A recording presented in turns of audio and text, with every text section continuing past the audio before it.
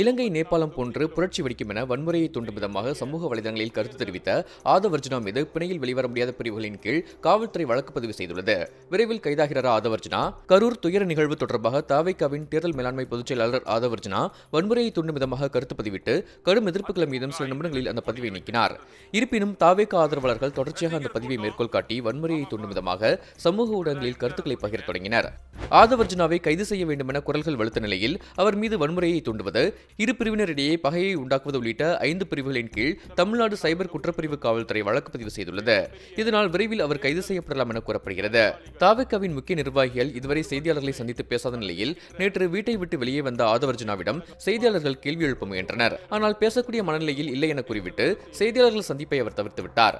இதேபோன்று 3 நாட்களுக்கு பிறகு வீடியோ வெளியிட்டு கரூர் சம்பவம் குறித்து மௌனம் கலைத்த விஜய் துயர நிகழ்விற்கு பொறுப்பேற்காமல் மன்னிப்போ வருத்தமோ தெரிவிக்காமல் மீண்டும் சர்ச்சையை ஏற்படுத்தும் விதமாக முதல்வர் ஸ்டாலினை குறிப்பிட்டு பேசியது கடும் விவாதத்தை கிளப்பியுள்ளது.